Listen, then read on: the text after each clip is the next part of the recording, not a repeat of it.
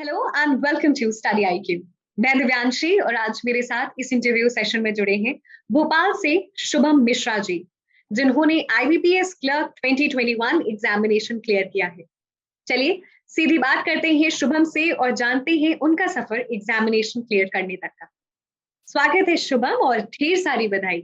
Thank you ma'am. First of all very thank you ma'am, आपने मुझे इस platform पे बुलाया उसके लिए थैंक्स शुभम अ लॉट। थोड़ा सा अपने बारे में बताएं, कैसे ये जर्नी शुरू हुई और कैसे सोचा कि बैंकिंग की तरफ आना है। मैम मैंने जैसा कि 2018 में मैकेनिकल इंजीनियरिंग से ग्रेजुएशन किया।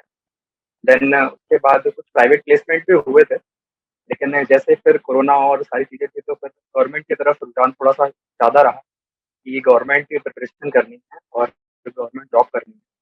देन उसके बाद फिर मैं एसएससी की प्रिपरेशन के लिए मैंने शुरुआत की और थोड़ा वहाँ पे काफ़ी वक्त भी दिया। देन उसके बाद लेकिन वहाँ पे कुछ डिले थे, तो फिर मुझे लगा कि मुझे कुछ ऐसा ऐसा रिक्रूटमेंट देखना चाहिए जो फास्ट हो और अच्छी जॉब देता हो। तो आईबीपीएस बेस्ट ऑप्शन है उसके लिए। देन मैंने लास्ट ईयर मई 2021 से बैंक की प्रिपरेशन स्टार्ट की। यानी कि हम कह सकते हैं 6-7 महीने पहले आपने सोचा कि इसकी तैयारी करनी है और फिर 6-7 महीने बाद रिजल्ट भी आपके फेवर में है। Yes ma'am, definitely. शुभम, जैसे आपने बताया 6 महीने का अगर हम कहें कि पूरा पूरा एग्जामिनेशन साइकिल चला और उसी समय मई में आपने डिसाइड किया। बहुत सारे लोग आपसे रिलेट कर सकते हैं कि बैंक की एग्जामिनेशन की तैयारी 6 महीने में कैसे करनी है, तो आप उनके लिए कैसे बताएंगे क्या स्टेपिंग स्टोन उनके लिए होने चाहिए। मैम मेरे हिसाब से जैसा कि मैं पहले एसएससी की प्रिपरेशन कर रहा था, तो उसमें जो क्वांट और इंग्लिश सेक्शन है काफ़ी मेरा क्लियर था।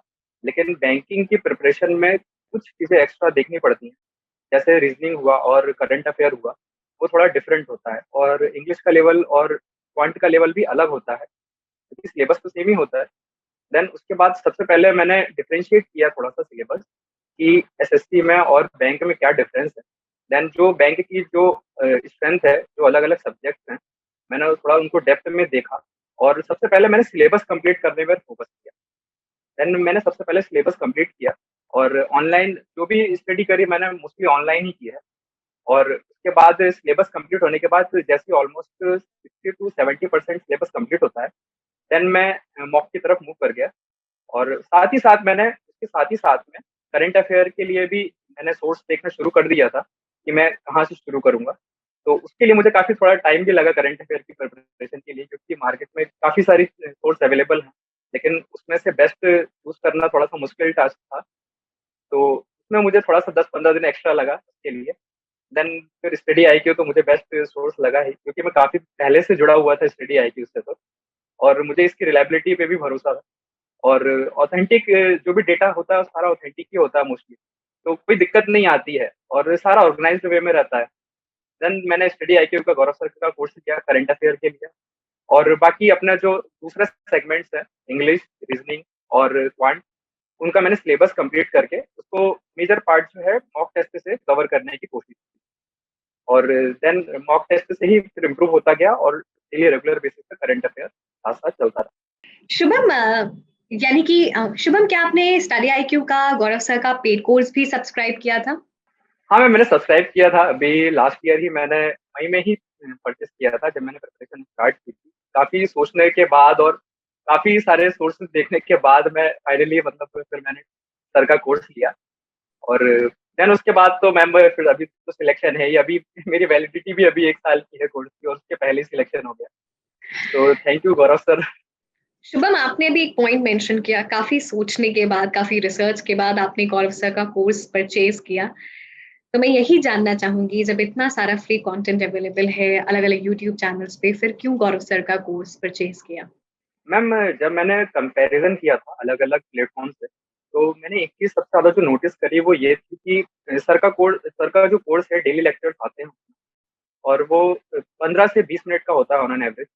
और बार बार रिपीटिशन जो होता है उस पर जो बार बार रिवाइज हो जाती है। सर एक जो भी नया करंट अफेयर आता है दूसरे को उससे दूसरे वीडियो में उसको रिलेट करते हैं। देन वीकली, मंथली, और साथ साथ उसी प्लेटफॉर्म पे मुझे क्यूज भी मिल जाता है। तो मैम एक तो टाइम सेविंग हो रही थी मेरी, क्योंकि मुझे 20 से 25 मिनट के अंदर एक अच्छा सोर्स मिल रहा था और अच्छा कंटेंट मिल रहा था, क्वालिटी कंटेंट मिल रहा था। जो मेरे लिए बेनिफिशियल था, क्योंकि मैं उससे पहले काफी अलग अलग सोर्सेस में ट्राई कर चुका था, लेकिन एक तो रेगुलरिटी नहीं थी वहां पर, और या फिर अनऑर्गेनाइज्ड वे में था, और मुझे खुद के लिए भी नोट्स प्रिपरेशन के लिए अलग से वर्क करना पड़ रहा था। और लेकिन गौरव सर के कोर्स में ये चीज अच्छी थी कि जैसे मैं वीडियो देखूं उसके बाद कुछ दिनों बाद अगर रिकॉल नहीं भी हो पा रहा है तो क्यूजेस अवेलेबल रहते थे, तो फटाफट एक नए वीडियो के साथ में क्यूजेस लगा सकता था। तो वो काफी बेनिफिशियल था मैम, रिकॉल करने के लिए चीजें। बाकी तो सर की वॉइस ही इनफ है रिकॉल करने के लिए सारी चीजें, क्योंकि एग्जाम हॉल में तो वो घूम रही होती है दिमाग में कि हाँ इसका आंसर यही होगा। शुभम, आपने जैसे बताया कि सर की आवाज एग्जामिनेशन हॉल में गूंजती है कि, और मैंने बहुत लोगों से सुना है कि जब भी पेपर सामने होता है तो ऐसा लगता है कि सर ही बता रहे हैं इसका आंसर। और शुभम, हमें बहुत खुशी है कि हम इस सक्सेस स्टोरी का हिस्सा बन सके। शुभम, आगे चलती हूँ और बात करती हूँ। मॉक टेस्ट बहुत जरूरी है, लेकिन मॉक टेस्ट को यस कैसे मैम। अटेम्प्ट करना है, कैसे एनालाइज करना है, वो उससे भी ज्यादा जरूरी है। तो आप क्या बताएंगे, हाँ क्या सीख देंगे अपने एक्सपीरियंस से? कैसे मॉक टेस्ट लगाया, कैसे सीखा मोर ओवर मॉक टेस्ट से? मैम, मॉक टेस्ट के लिए पहले तो शुरू में एक आध लगा सकते हैं, क्योंकि अपना लेवल चेक करने के लिए, क्योंकि मैंने भी किया था। ये प्रिपरेशन से पहले मैंने एक मॉक लगाया था, फ्री का ही लगाया था, मेंस का तो नहीं लगाया था। देन उसमें जो मेरे मार्क्स थे उससे थोड़ा बहुत ज्यादा कुछ एनालाइज तो हो नहीं पाता है। देन मैंने कोर्स सिलेबस कंप्लीट करने के बाद 70-80% सिलेबस कंप्लीट होने के बाद मॉक में मूव कर गया। और मैंने साथ साथ में, क्योंकि जो प्री और मेंस का सिलेबस है वो सेम है, तो बस डिफिकल्टी लेवल में डिफरेंस आता है। तो मैंने जैसे ही एग्जाम के 1 मंथ पहले सिर्फ प्री के मॉक की फ्रिक्वेंसी थोड़ा सा बढ़ा दी, और साथ साथ में जो मेंस का मॉक है, वीकली एक मेंस का मॉक में लगाता चलता था साथ साथ।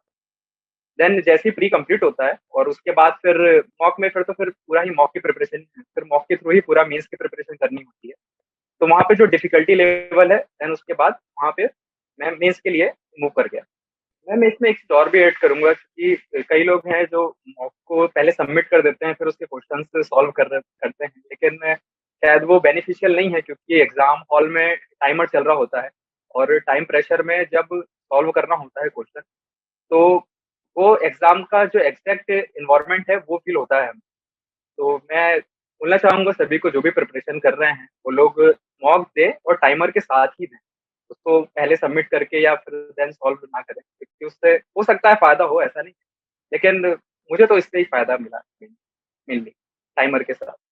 शुभम, हम कहते हैं प्रीलिम्स और मेंस की तैयारी एक साथ करनी चाहिए, और ये वाजिब भी है, क्योंकि प्रीलिम्स के बाद सिर्फ 1 डेढ़ महीना रहता है और मेंस का एग्जामिनेशन हो जाता है।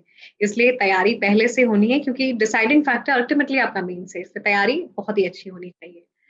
शुभम, बहुत सारे सेक्शंस ऐसे होते हैं जो प्रीलिम्स और मेंस कॉमन रहते हैं।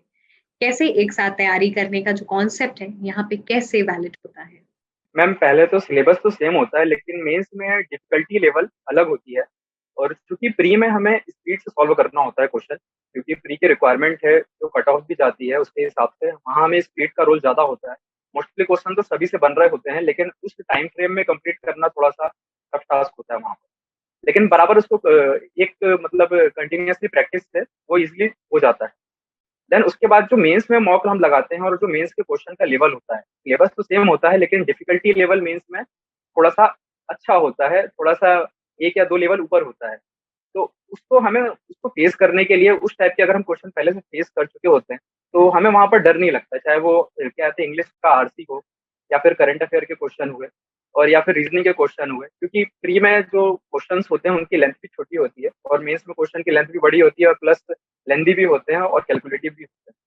तो हमें उनसे डरना नहीं है, उनको पहले से हम अगर उस पर काम करके रखते हैं तो हमें मेंस में आसानी होगी। डिफिकल्टी लेवल पे आपने बताया, और ये बहुत जरूरी भी है। रिवीजन कैसे करना है? मैम, रिवीजन तो जैसे अगर मैथ्स की अगर मैं बात करूँ क्वांटिटी सेक्शन की, तो मेनली सेक्शनल टेस्ट से रिवीजन हो जाता है। और अगर उसमें कोई टॉपिक में दिक्कत है तो हम उसके अलग से क्वेश्चन सॉल्व करके, या उसका पर्टिकुलर टॉपिक का वीडियो देखकर यूट्यूब में या फिर अदर सोर्स से हम उसको कंप्लीट कर सकते हैं। देन अगर करंट अफेयर की बात करूँ रिवीजन के लिए, तो करंट अफेयर के लिए तो न्यूज़ तो अवेलेबल होता है ही ऑलरेडी, सर के प्लेटफॉर्म पे भी अवेलेबल है, स्टडी IQ में भी अवेलेबल है, और अलग अलग प्लेटफॉर्म पे भी अवेलेबल होता है। तो एक बार अगर आपने पढ़ लिया है करंट अफेयर, देन उसके बाद मुझे नहीं लगता कहीं दिक्कत आएगी। आप किसी भी प्लेटफॉर्म के मॉक सॉल्व कीजिए, आपको सब बनेगा। ऑलमोस्ट आप अच्छा परसेंटाइल वहाँ पर मेंटेन कर ले जाए। शुभम, हर एस्पिरेंट के फेस में ये प्रॉब्लम आती है, जब एक जैसा क्वेश्चन लगाते हैं तो एक खिंचाव सा होता है। क्या वो स्टेज आपके साथ भी आया, और अगर आया तो कैसे ओवरकम किया? मैम वो तो डेफिनेटली सबकी प्रिपरेशन के फेज में होता है, क्योंकि काफी टाइम से प्रिपरेशन कर रहे होते हैं और क्या कहते हैं आसपास के बाकी मतलब क्योंकि सभी लोग जान रहे होते हैं, घर पे भी सबको पता होता है, फ्रेंड्स भी जानते हैं कि हाँ प्रिपरेशन फेज में है। तो थोड़ा बहुत दिक्कत तो आती है, लेकिन हाँ ये है मैम, कुछ चीजें अवॉइड भी करनी होती हैं, कुछ चीजें अपनी स्ट्रेंथ और वीकनेस को ध्यान में रखते हुए अपना जो मेन फोकस है उसको डेविएट नहीं करना है। क्योंकि अगर सोच लिया है, पहले ठान ली है कि एग्जाम निकालना है, तो वो तो निकालना ही है, उसका कोई सब्स्टिट्यूशन नहीं। तो हार्डवर्क तो करना पड़ेगा। अब हाँ, इस बीच में तो कुछ मुश्किलें आएंगी, लेकिन मुझे लगता है वो उन मुश्किलों से तो हमारी एफिशिएंसी कई बार और बढ़ जाती है। हमें लगता है नहीं अब तो हम और अच्छे से करके दिखाएंगे, हम उसको चैलेंज की तरह लें अगर, तो हमारे लिए वो बेनिफिशियल है और हमें फायदा देगी डेफिनेटली। तो मैंने उसको इसी पॉजिटिव वे में ही लिया और उसका रिजल्ट अभी सबके सामने। शुभम, अगर मैं आपको आपके आईबीपीएस क्लर्क एग्जामिनेशन के प्रिपरेशन डेज में ले जाऊं तो शुभम मिश्रा का एक टिपिकल डे कैसे शुरू होता था, और पूरे दिन में वो किस तरीके से पढ़ाई का स्केड्यूल बनाते थे? मैम मैंने लाइब्रेरी भी साथ में ज्वाइन की हुई थी कि जैसे ही सेकेंड वेव जो कोविड की थी उसके बाद घर में थोड़ा सा इंटरनेट कनेक्टिविटी और काफ़ी इशू होते थे, और ऑनलाइन स्टडी के लिए फिर नेट की भी थोड़ा सा जरूरत ज़्यादा होती। तो मैंने लाइब्रेरी ज्वाइन की हुई थी और उसमें मैं मेरा जो स्टार्ट होता था डे मॉर्निंग 8 बजे से होता था और इवनिंग के 7-8 बजे तक रहता था। उसमें मैं सबसे पहले जो शुरुआत होती थी मेरी, वो करंट अफेयर से ही होती थी, क्योंकि मतलब मेरा ये था कि सबसे पहले करंट अफेयर कंप्लीट करना है, क्योंकि वो सबसे लास्ट में मेंस में जब फेस करना होता है तो कई बच्चे स्टक कर जाते हैं, लेकिन नहीं, डेली करंट अफेयर करना है, देन इंग्लिश से एक्सप्लेन करना है। और मेरे डेली टारगेट्स होते थे, वीकली डेली टारगेट्स होते थे, एक दिन पहले या वीकली में डिसाइड करता था और हफ्ते में 6 दिन के टारगेट्स रखता था। और संडे ऑफ होता था मेरे लिए कि अगर टारगेट्स कंप्लीट नहीं हो पाते थे देन मैं संडे में उन टारगेट्स को कंप्लीट करता था। और अगर टारगेट्स हो जाते थे तो फिर जो भी मेरी हॉबीज हैं और जो दूसरी चीजें हैं, घूमना या फिर और जो भी है फैमिली में टाइम देना, वो मैं करता था।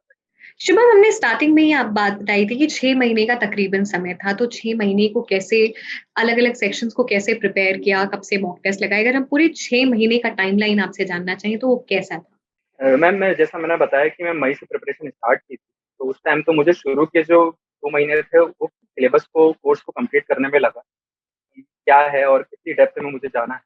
देन उसके बाद मैंने मॉक में मूव किया, और जैसे ही हम बैंकिंग सेगमेंट में आते हैं तो हमें कंटिन्यूअसली एग्जाम देने के लिए मिलता है। आईबीपीएस अलग अलग सेगमेंट में 5 से 6 एग्जाम लेता है।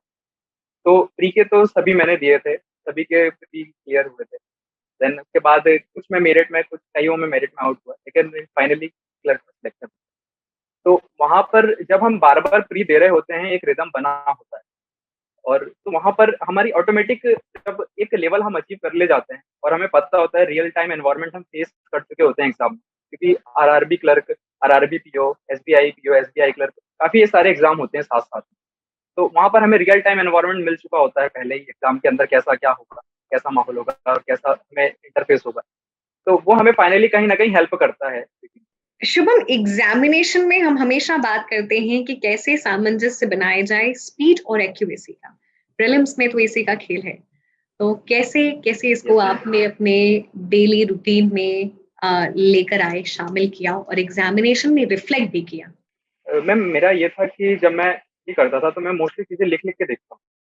तो मैं जो भी रफ कॉपी लेता था उसमें मेरा टारगेट होता था कि इसको 1 वीक में या फिर 15 दिन में कंप्लीट करना है, इस रफ को मुझे फिल करना है।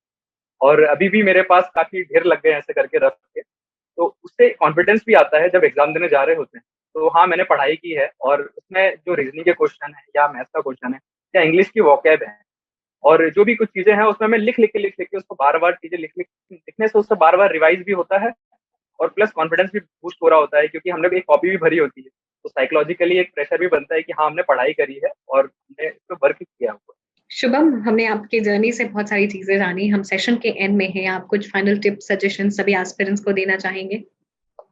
है। मैम सबसे पहले तो जो भी एग्जाम की प्रिपरेशन करें वो एग्जाम को पहले अच्छे से समझें कि एग्जाम में सिलेबस क्या है और एग्जाम की रिक्वायरमेंट क्या है। देन उसके बाद अपना गोल डिसाइड करें और फिर उसमें भिड़ जाएं। हाँ मैम, ये है, इसके साथ साथ में थोड़ा सा हेल्थ का भी ध्यान रखें, प्रॉपर डाइट लें, ताकि इरेगुलरिटी ना आए प्रिपरेशन में। अगर हम प्रिपरेशन में हैं तो कंटिन्यूअसली हम प्रिपरेशन करते रहें। डिस्ट्रैक्शन आएंगे नो डाउट, लेकिन हमें उनसे बचना है और हमें अपने टारगेट को पहले अचीव करना है, देन फिर किसी और चीज में ध्यान। Thank you so much Shubham for sharing all these insightful information from your journey. मुझे लगता है बहुत सारे लोग आपकी जर्नी से कनेक्ट करेंगे, और पूरी टीम की तरफ से ढेर सारी शुभकामनाएं। हम ऐसे ही यही कामना करते हैं कि आप स्वस्थ रहें और आगे बढ़ें। Thank you very much Shubham. Thank you ma'am, thank you study.